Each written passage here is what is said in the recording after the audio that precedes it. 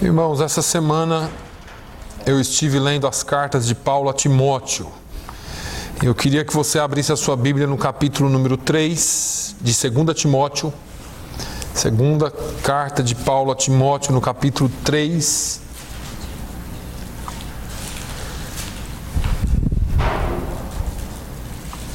Segunda Timóteo, capítulo 3, versículo 10. Eu vou ler em duas versões, para que fique bem claro. Diz assim: Tu, porém, tens seguido a minha doutrina, modo de viver, intenção, fé, longanimidade, caridade, paciência.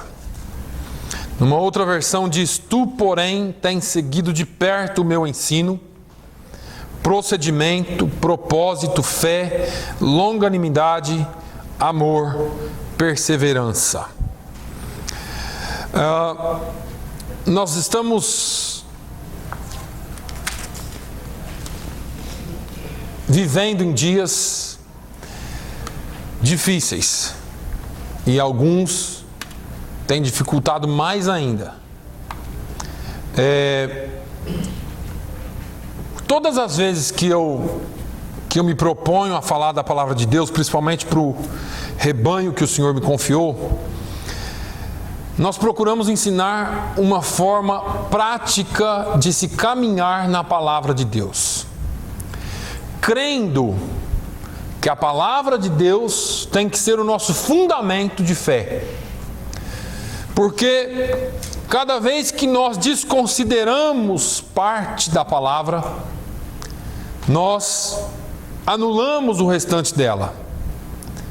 Então, até na quarta-feira aqui eu citei que ou você crê na Bíblia ou você não crê nela. A Bíblia é a nossa regra de fé, a nossa infalível regra de fé.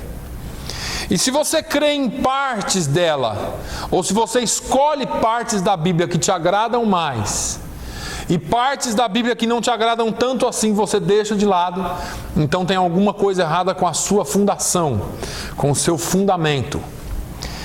Quando eu me proponho a falar da palavra de Deus, como eu disse, eu sempre tento trazer algo prático que nos ensine no dia a dia, porque eu não me preocupo muito com as questões emocionais, mas eu me preocupo bastante com a questão do caminhar, porque foi isso que Paulo se preocupou com os seus discípulos. Foi isso que Paulo se preocupou durante as suas viagens missionárias. Ele fala aos crentes de Éfeso que ele tinha chorado e com lágrimas, muitas vezes ensinado durante um bom tempo a palavra de Deus, para que eles aprendessem a caminhar no Senhor. Uma das coisas mais difíceis que nós vemos hoje, ou que nós enfrentamos hoje, são as variações que as diversas religiões e diversas igrejas, até no nosso meio chamado evangélico, têm criado para a palavra de Deus. Criam doutrinas diferenciadas, criam coisas diferenciadas, e eu acho que a melhor questão que nós podemos nos perguntar nesse momento, ou em todos os momentos que nós lemos a Bíblia, é: o que essa pessoa queria dizer com isso? Porque isso é uma carta, e quando você escreve uma carta, você tenta fazer com que a pessoa que está do outro lado entenda exatamente o que você quer dizer. Se você for muito obscuro, com certeza a pessoa não vai entender. Mas Paulo foi muito claro.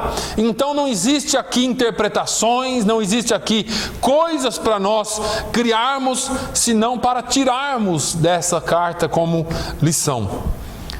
Nós vivemos num tempo que, por causa de toda essa miscelânea de doutrinas e fundamentos ou ensinamentos sem fundamentos que foram criados, nós vivemos um tempo de crise de identidade. As pessoas perderam os padrões e perderam até a conduta e o comportamento baseado na palavra de Deus. Uma coisa que é muito interessante que todos nós nos lembremos. Eu disse aqui no início que é difícil e tem gente que faz mais difícil ainda. Por quê? Porque as pessoas se preocupam com o que o governo faz, com o que isso faz, com o que aquilo faz. E hoje pela manhã o pastor citou aqui algo que nós conversamos essa semana.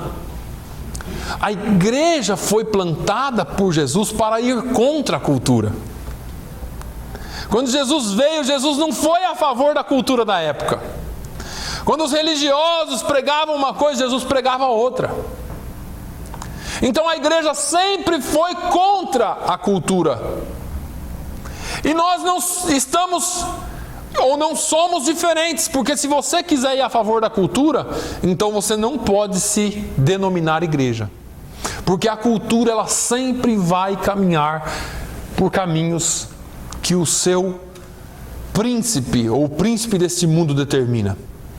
Existe, portanto, essa crise de identidade, essa perda de padrões, de conduta, de comportamento. E, portanto, existe um clamor urgente para que nós, pastores e cristãos, renovemos a nossa pregação. E ao invés de, talvez, nós pregarmos aquelas pregações tão inflamadas, talvez seja o momento da gente voltar para a conduta, para o ensino da moral, para o testemunho de vida. Infelizmente, estamos como estamos, porque a igreja perdeu a moral. Lembra desse acho que existia um jargão antigamente que dizia: tem a moral? Você tem a moral de falar isso? E depois virou até uma gíria, né? Tem a moral de falar isso? Porque ter moral para cobrar em amor significa que nós temos que ter conduta. Então, preocupado com a vida, preocupado com a conduta, com os ataques que Timóteo sofreria e estava sofrendo, o apóstolo Paulo, como mentor espiritual dele, se preocupou não só em discipular esse jovem Timóteo, mas também em ensinar como ser um verdadeiro cristão. Paulo não estava preocupado em dizer: ó, vou te fazer um bom pastor. Ele estava preocupado em falar: olha, eu vou te fazer um bom cristão. Porque se você for um bom cristão, você pode ser um bom líder. Se você não for um bom cristão, você não pode ser um bom líder. Por isso, o apóstolo Paulo toma essas duas cartas, essas duas epístolas a Timóteo, e além de deixar vários conselhos sobre como pastorear o rebanho, também traz exortações pessoais a Timóteo. O cuidado com as coisas da igreja não pode ser maior do que a dedicação com a vida espiritual. E eu já falei isso aqui, às vezes nós nos pegamos correndo, fazendo tantas coisas, tantos afazeres, trabalhando para a igreja, mas deixando de trabalhar para Deus. E isso não pode acontecer. Então a questão que eu quero trazer hoje é como está a nossa conduta espiritual. Como vai a nossa conduta espiritual, a nossa vida espiritual com Deus, não com a igreja, com Deus. Então nós vamos refletir um pouquinho nesses versículos onde Paulo fala tu, porém.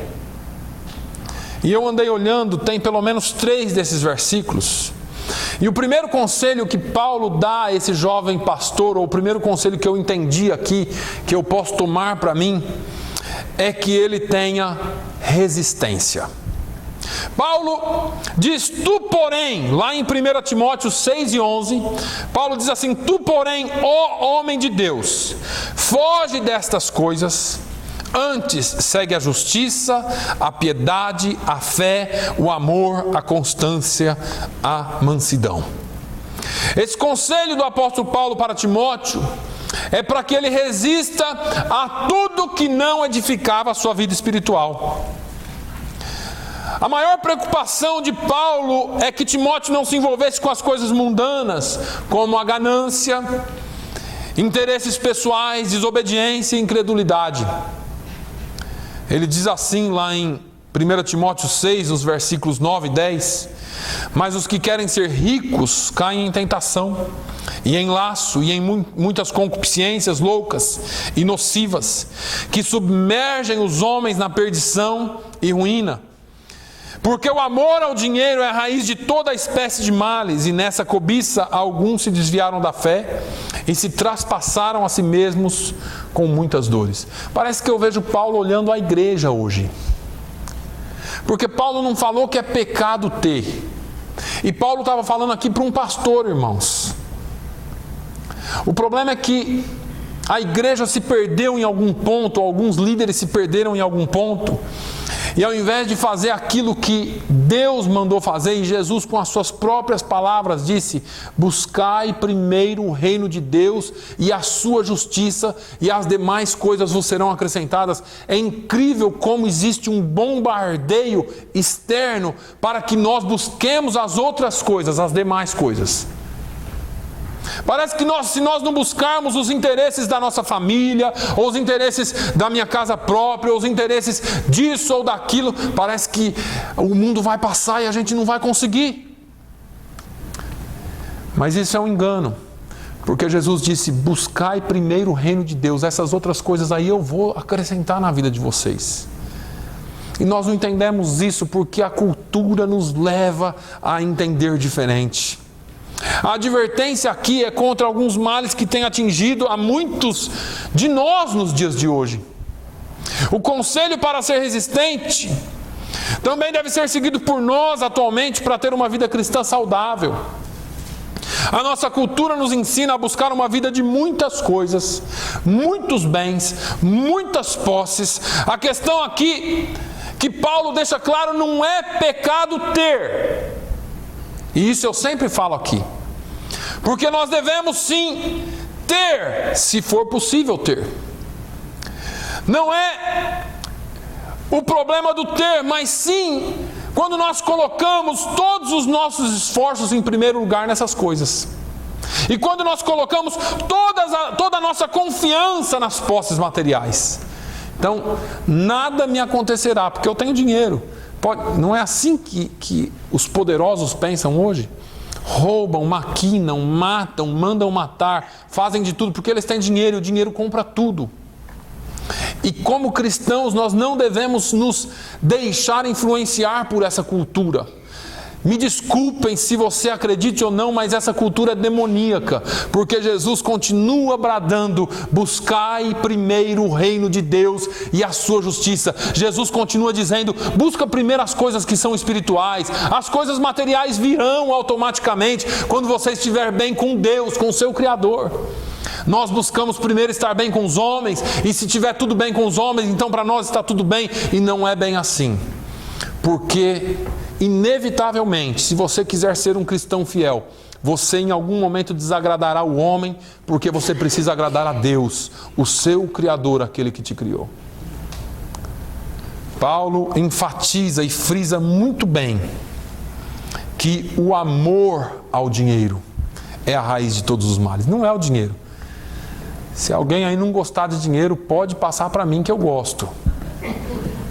Mas não é essa a questão, porque é o amor ao dinheiro. Tem pessoas que fizeram do dinheiro seu Deus, e Deus não divide a sua glória com outro. Deus não dará a glória que é dele para outra coisa, porque Deus é Deus e Ele está no seu trono como sempre esteve.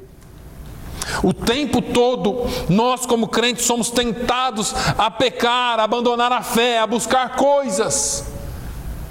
Tem que trabalhar, tem que buscar, tem que fazer. Precisamos. Eu não sou contra o trabalho, não sou contra dinheiro, não sou contra riquezas. Eu acho que nós somos o templo do Espírito Santo, nós podemos ser abençoados, somos chamados filhos de Deus, mas nós não podemos nunca nos esquecer que Ele está no centro de todas as coisas e no centro da nossa vida. O mundo tenta seduzir a todo instante, tenta enganar a igreja a todos os momentos, e nós já fomos muito enganados. Como a igreja já foi enganada? Hoje nós tentamos tirar esse atraso de todo jeito e está difícil. Porque já trocamos favores por votos. Teve um tempo que política dentro da igreja era o Satanás. Hoje parece que é Deus. Como mudam as coisas, né? Começaram as trocas de favores, os lugares nos gabinetes, os cargos, as benfeitorias, os terrenos. E assim a igreja foi abrindo as portas como se nós precisássemos. E aqui não é diferente. Aqui as coisas foram caminhando de tal ponto que hoje o Estado tenta interferir na igreja a todo custo. E deixa eu te dizer uma coisa: a nossa liberdade não vem do Estado, a nossa liberdade vem de Deus. Deus nos deu liberdade. Deixa eu te dizer outra coisa: não é o Estado quem faz as leis, porque as leis já foram feitas por Deus. Existe uma conduta moral que Deus deixou dentro da sua palavra. Pode-se criar o que quiser, a lei vem de Deus e a liberdade também vem de Deus. Nós não fazemos ou deixamos de fazer porque o Estado determina ou manda. Nós procuramos cumprir leis dos homens desde que elas não se choquem com as leis de Deus. E isso não quer dizer que nós somos rebeldes aos homens, porque tudo tem um limite para Deus. Tudo tem um limite. E você pode dizer assim: não, pastor, você está pregando contra o Estado, está pregando contra as leis dos homens. Se algum dia implantarem a lei Sharia aqui dos muçulmanos, onde a mulher tem que ficar quieta e apanha, e se for estuprada e não tiver 3 testemunhas muçulmanas, o testemunho dela não vale nada e ela é açoitada por ter inventado uma mentira, você concorda? Não, porque nós temos um padrão moral a seguir. Esse padrão é determinado pelo nosso Deus e não pelo que os outros fazem ou assinam lá no Congresso. O nosso padrão moral tem que ser determinado por aquilo que Deus fez. Deus criou homem, mulher, família, criou conduta, criou filhos, criou obediência para nós seguirmos. E deixa eu te dizer uma coisa: se você for um bom cristão, você nunca vai ter problema com lei nenhuma, desde que ela não seja totalmente anti-Deus, que é o que tem acontecido.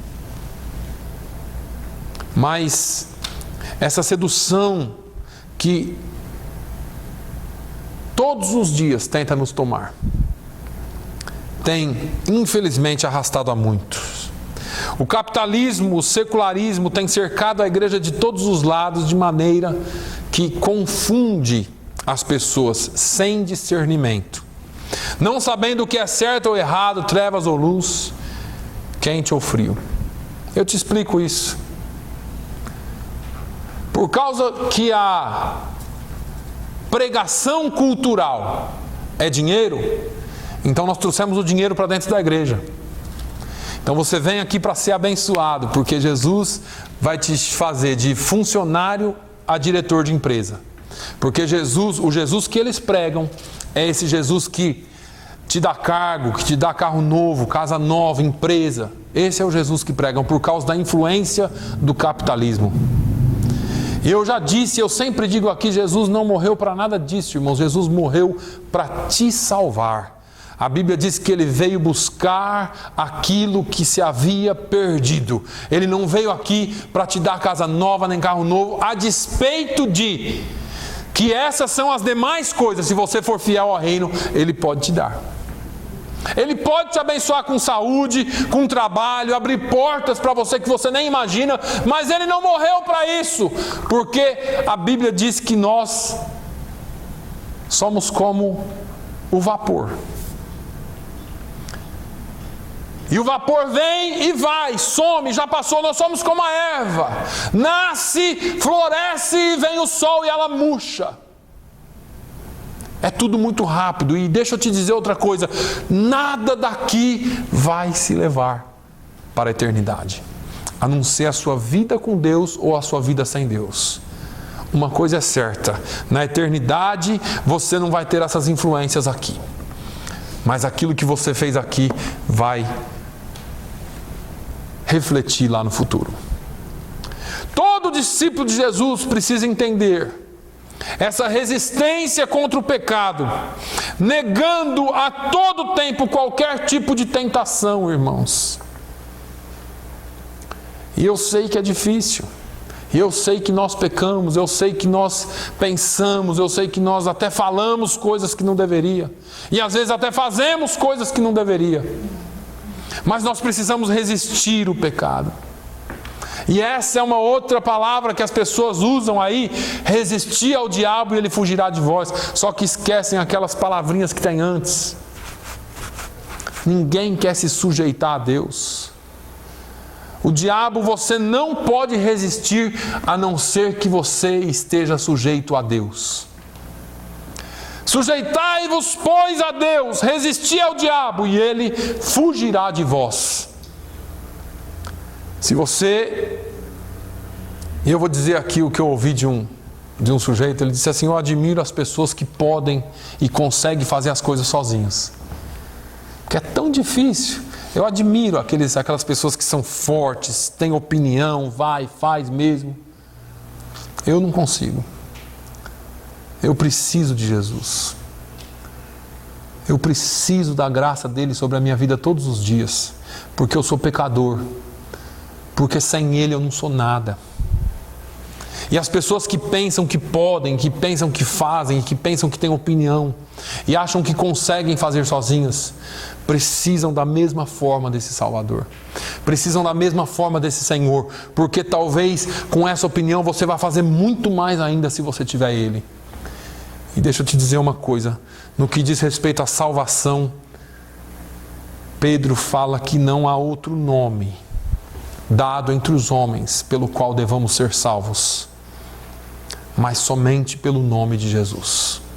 Só Jesus é a salvação. Mas Paulo, para nós seguirmos adiante, fala a Timóteo sobre o equilíbrio.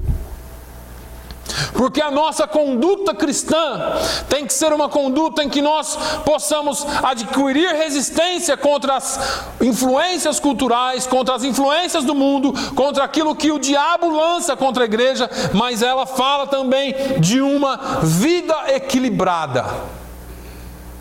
Uma vida equilibrada. Paulo fala em 2 Timóteo, ou escreve na sua segunda carta a Timóteo, no capítulo 4 e no versículo 5. Tu, porém, sê sóbrio em tudo, sofre as aflições, faz a obra de um evangelista, cumpre o teu ministério. Em outra versão, tu, porém, sê sóbrio em todas as coisas, suporta as aflições, faz o trabalho de um evangelista e cumpre cabalmente ou totalmente o teu ministério. Esse segundo conselho que o apóstolo Paulo dá para o jovem pastor Timóteo era com respeito ao seu temperamento, para que ele fosse um pouquinho mais equilibrado. Enquanto eu lia, enquanto eu pensava nessa palavra, Deus falou comigo também. Porque nós precisamos, como cristãos, como homens, como povo de Deus, ser equilibrados, ou sermos equilibrados. Como todo jovem, Timóteo tendia a ser ansioso, imediatista, querendo que as coisas acontecessem rápidas, assim como todos. Eu acho que todo mundo tem um certo grau de ansiedade. Esse é um problema que todos nós enfrentamos. Queremos resultados rápidos, queremos as coisas do dia para a noite, somos avessos às coisas, às construções a longo prazo. A gente quer as coisas da noite para o dia. Queremos que as coisas aconteçam tudo muito rápido, em tudo na nossa vida. Queremos que seja tudo rapidinho. Somos a geração sem paciência, fast food, geração micro-ondas. McDonald's, entra no drive-thru. Ontem nós entramos no drive-thru do McDonald's, demorou um pouquinho mais, já teve gente atrás de nós que saiu. Não aguenta ficar na fila, se demorar um pouquinho mais, esse lanche está demorando, essa comida está demorando, o que é isso que nunca sai, nunca acaba? Somos pessoas que não investimos a longo prazo. Investimos nas transformações rápidas. Até quando se diz respeito a aceitar Jesus, nós somos o povo que aprendemos que você faz o apelo, a pessoa levantou a mão, está salva. E a igreja passou a fazer muito isso e não fez discipulado. E por isso hoje nós temos qualidades diferentes de cristãos. Levantou a mão, está salvo. Eu preferiria, sinceramente, ver uma pessoa vir aqui toda quarta, todo domingo, aprender sobre a palavra e um dia ela tomar uma decisão precisa e concisa e dizer assim, olha, eu entendi. Eu entendi. E eu acho que é assim. Do que nós tivemos 1000 salvos e daqueles 1000 talvez 2 voltem e fiquem firmes. Porque naquele momento de emoção muitos às vezes levantam a mão. Mas não entendem o conceito de ser um cristão verdadeiro. Jesus não teve pressa. Eu vejo Jesus trabalhando com Pedro, com o apóstolo Pedro. Ô cabra duro. Viu Jesus, reconheceu que era pecador, se ajoelhou, afasta-te de mim, eu não sou digno.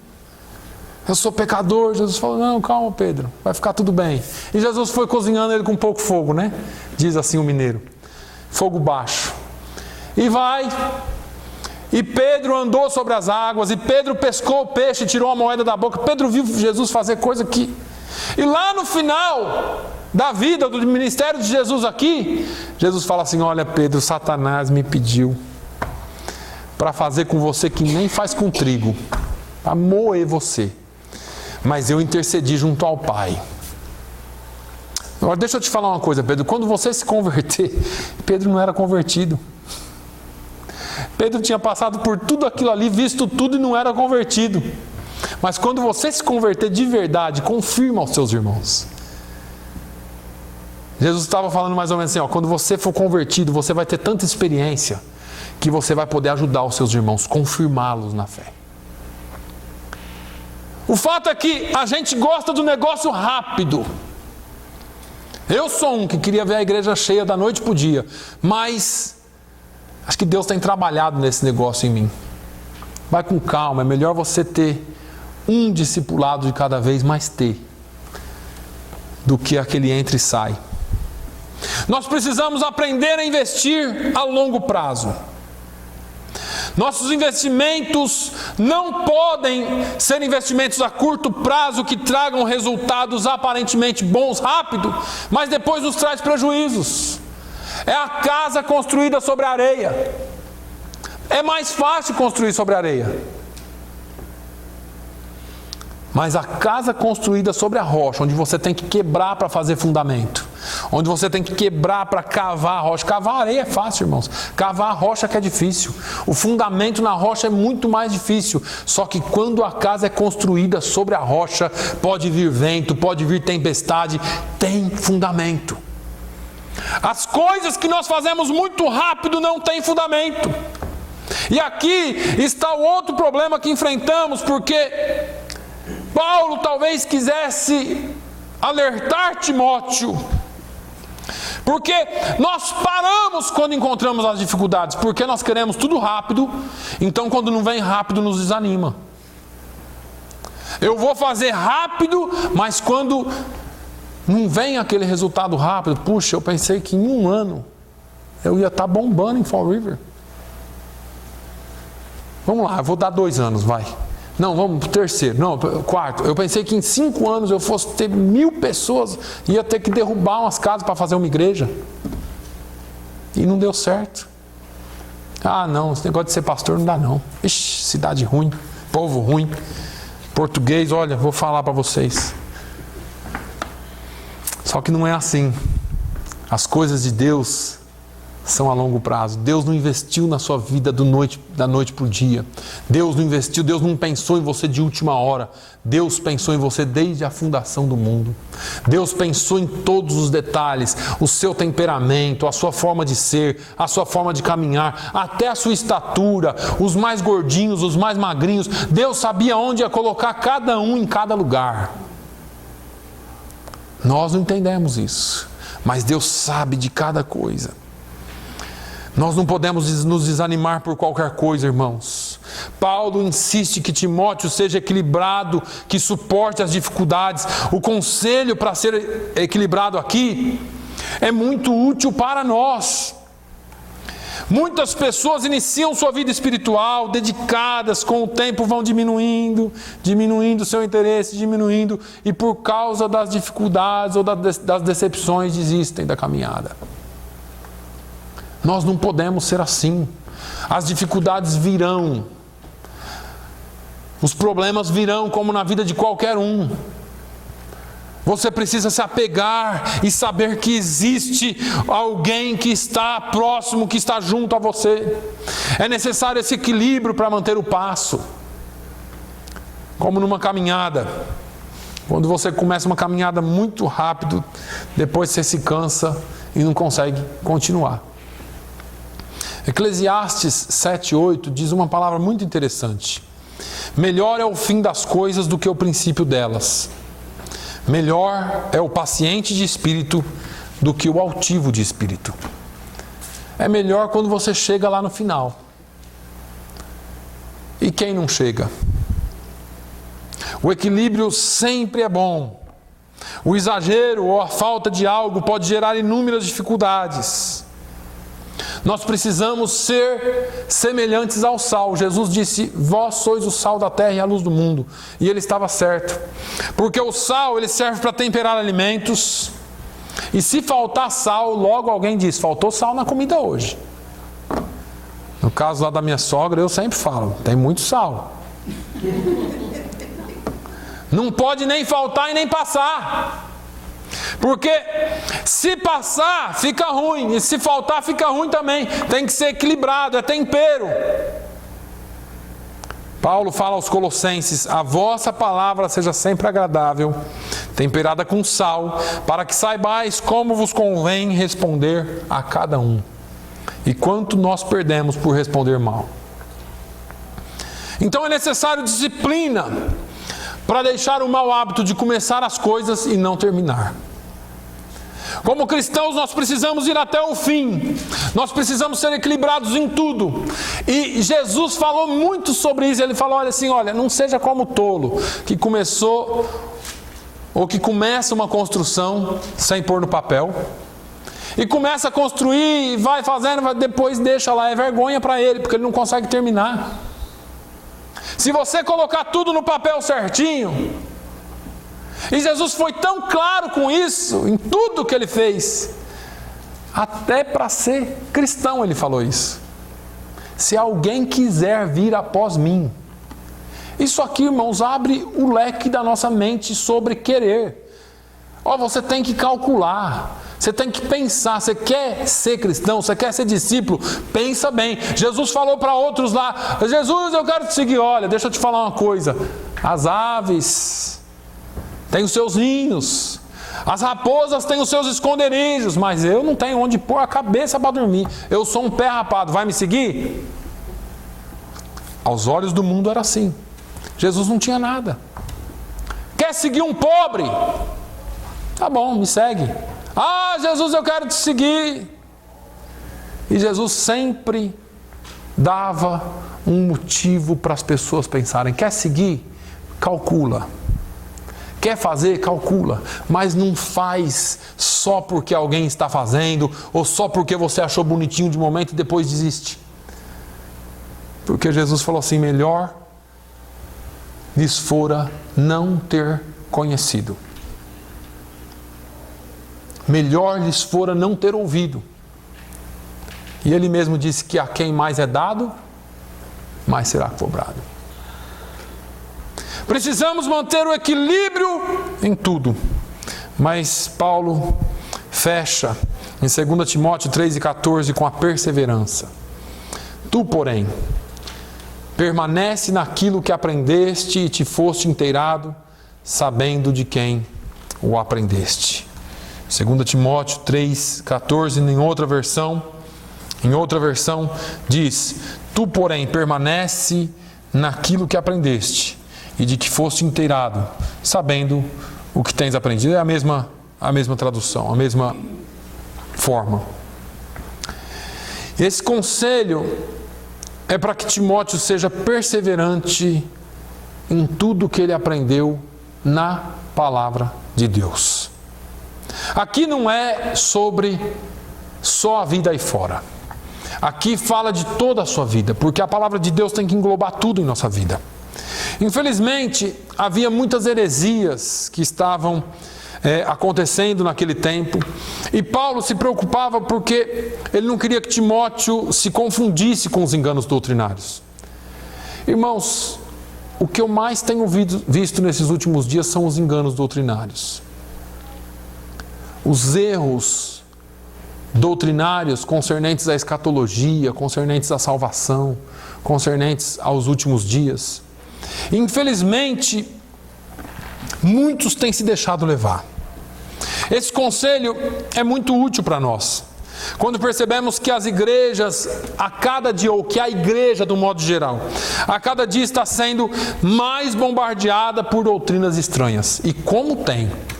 E como, parece que é brincadeira. Você fala, estou no século 21 e ainda tem isso. É quando mais tem. Existe uma grande confusão de doutrinas misturadas no meio evangélico. Aquilo que era para ser fé na palavra de Deus se tornou fé na vassoura santa, no tijolinho de não sei o que, no saquinho de não sei quem, no travesseiro de não sei o que, e criam coisas para enganar o povo. Infelizmente tem gente caindo nisso. Um verdadeiro cristão precisa ser perseverante na sua fé.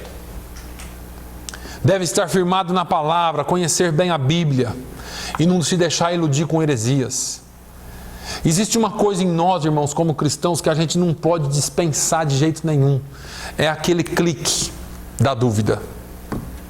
Quando vier a dúvida sobre se isto é certo ou se é errado, não tenha medo de pesquisar, não tenha medo de perguntar, não tenha medo de discutir sobre o assunto, porque foi assim que a igreja bereana se comportou. O evangelho era pregado, eles ouviam, chegavam em casa, vamos ver se isso aqui é verdade mesmo? Vamos consultar, ver se esse negócio que estão falando aí é verdade? Porque não pode ser diferente. Se você tem uma igreja, se você tem um pastor, se você tem a palavra de Deus, se você aprende as escrituras, não fique pulando de galho em galho, querendo pegar coisa daqui, coisa dali, porque isso confunde. É loucura, é loucura. Ah, o pasto do vizinho sempre é mais verde, né, pastor? O pasto do vizinho sempre é mais verde, sempre tem mais grama. E a gente se engana. Uma árvore não pode produzir bons frutos a menos que esteja muito bem arraigada no solo. E as pessoas não entendem isso, eles acham que pode ficar planta aqui, sai daqui, planta lá, sai de lá, planta acolá, e nunca vai produzir porque não tem raiz. E deixa eu te falar, o maior problema de não ter raízes é que quando vier a sequidão, você vai morrer. Assim somos nós. Nós não temos como produzir se não criamos ou se não criarmos raízes naquilo que aprendemos. Nós precisamos nos esforçar e ficarmos firmes na palavra de Deus para que possamos produzir frutos que permaneçam. O que me chama muito a atenção no ser humano é que nós sabemos muito de tudo. Nós só sabemos pouco sobre nós mesmos, como seres humanos. Não sabemos nada de nós mesmos. Se eu perguntar para você quantos ossos você tem no corpo, talvez você não saiba. Acho que até eu já esqueci. É verdade. Não sabemos nada de nós. E das coisas espirituais. Falamos que somos cristãos, mas poucos de nós conhecem bem a palavra de Deus. Pouquíssimos de nós. Quando você compra o seu telefone novo, em um dia você sabe desvirar, desmonta ele, faz 2 e ainda sobra peça para fazer um robô. Você faz coisa que nem o fabricante sabia que dava para fazer. Agora, com relação à nossa vida espiritual, sabemos muito pouco. Muito pouco. Somos nós. Precisamos nos esforçar. Precisamos ficar firmes na palavra de Deus para que possamos produzir frutos. E esses frutos têm que permanecer. Jesus não falou só para pregar. Jesus falou para que nós produzíssemos frutos que permaneçam. Nós temos uma responsabilidade a mais. Não adianta eu ir lá e falar e depois abandonar. Eu tenho que procurar, discipular, cuidar, porque ovelha é ovelha e precisa ser cuidada. Mesmo vivendo em tempos difíceis, nós precisamos ser perseverantes na fé. Mesmo vivendo em tempos difíceis, nós não podemos nos deixar ser levados por qualquer vento de doutrinas. Eu tenho orado por algumas pessoas. Eu tenho orado. Eu espero que o Espírito Santo trabalhe na vida delas. Porque é com tristeza que eu vejo pessoas sendo arrastadas para os mais diversos lados por causa de doutrinas falsas. E crentes que estão fazendo certo, mas não estão. 2 Timóteo 3, essa palavra é muito conhecida. Paulo diz assim: sabe, porém, isso, que nos últimos dias sobrevirão tempos trabalhosos. Porque haverá homens amantes de si mesmos. Se tiver alguma semelhança com os nossos dias, você pode notar. Avarentos, presunçosos, soberbos, blasfemos, desobedientes a pais e mães, ingratos, profanos, sem afeto natural, irreconciliáveis, caluniadores, incontinentes, cruéis, sem amor para com os bons, traidores, obstinados, orgulhosos, mais amigos dos deleites do que amigos de Deus, tendo aparência de piedade, mas negando a eficácia dela. Destes afasta-te.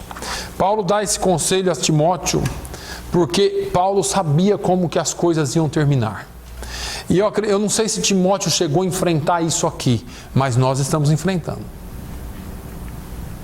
Se eu pegar qualquer uma dessas características aqui e perguntar: você conhece alguém assim? Todos nós conhecemos alguém assim.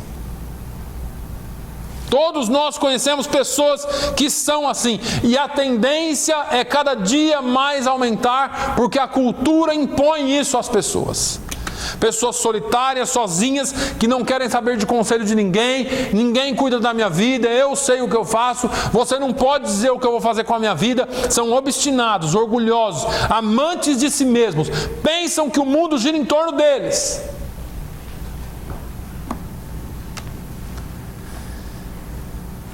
E assim vai caminhando e entrando para dentro da igreja também. Ah, o pastor falou um negócio que eu me chateei.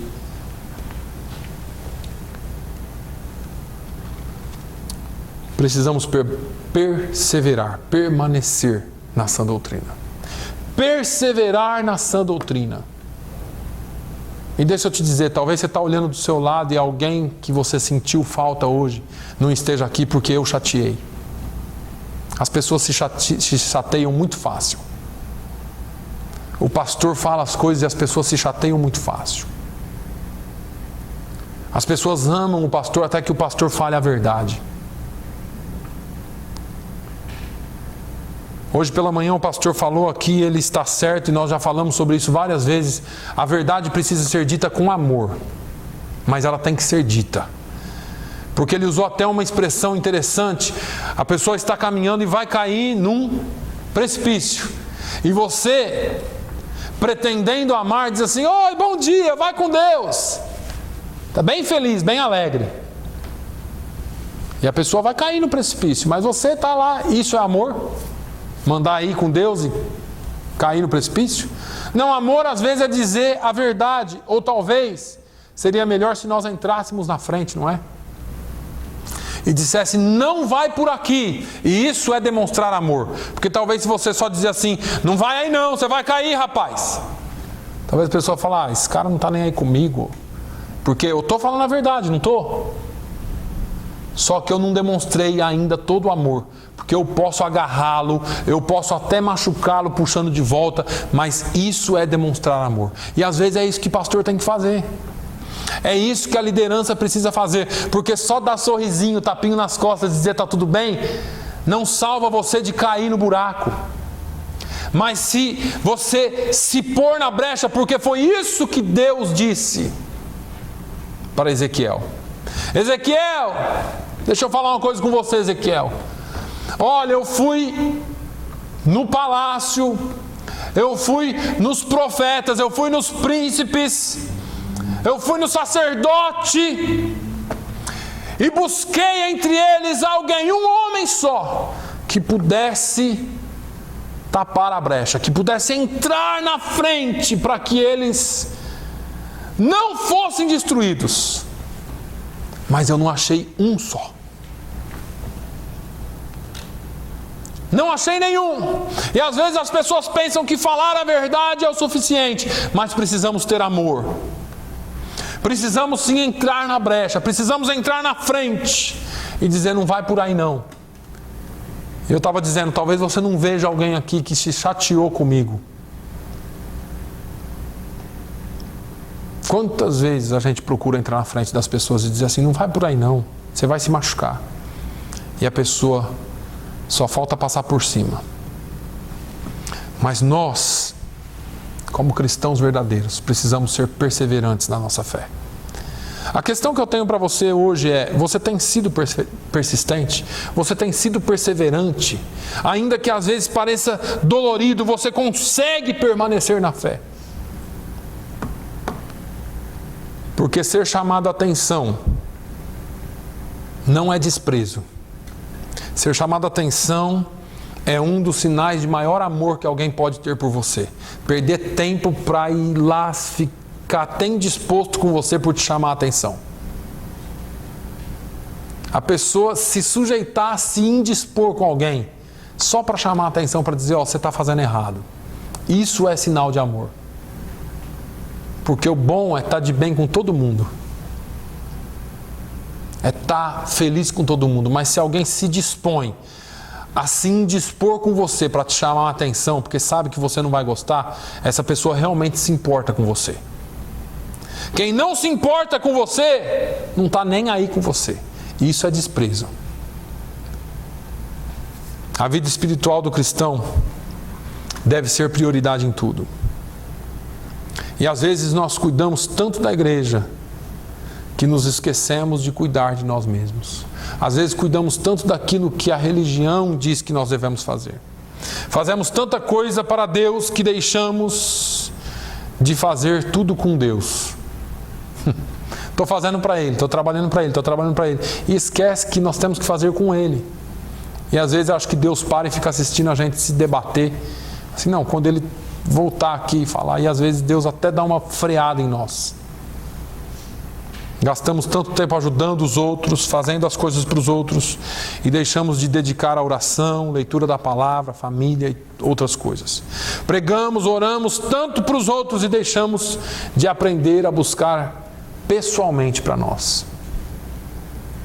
É indispensável esse zelo pessoal para que nós tenhamos resistência contra o pecado, equilíbrio em tudo que nós fizermos e perseverança independente de quaisquer dificuldades. Se você quiser vencer nos dias atuais, não pense que vai ser fácil, mas com Jesus nós conseguiremos. Amém? Que Deus abençoe a sua vida. Feche seus olhos. Pai, eu te louvo. Te louvo uma vez mais, ó Deus, porque essa é a tua palavra. E às vezes ela parece tão fria e dura, mas é assim mesmo. A tua palavra é mais penetrante que espada alguma de 2 gumes. Ela vai na divisão da alma e do espírito, das juntas e medulas, e ela só é apta para discernir as intenções do nosso coração. Meu Deus, que ninguém saia daqui ferido pela palavra, mas saia daqui, Senhor, cheio de esperança. Saia daqui renovado pela tua palavra. Saia daqui, Senhor, sabendo que o Senhor cuida de nós e que todas essas advertências que Paulo nos dá, como ele deu a Timóteo, nós podemos encontrá-las em Ti. Perseverança, podemos encontrar em Ti persistência, podemos encontrar em Ti força, resistência para resistir no dia mau. Senhor, que a Tua palavra seja sempre o nosso guia. Que as heresias e as mutações doutrinárias que tentam criar e inserir dentro da Tua igreja sejam banidas das nossas vidas. Senhor, que o nosso guia e fundamento seja sim sempre a Tua palavra. Senhor, que a nossa vida esteja baseada e fundamentada em Ti. E que sempre possamos fazer as coisas contigo e não só para Ti. Eu te peço no nome de Jesus. Amém.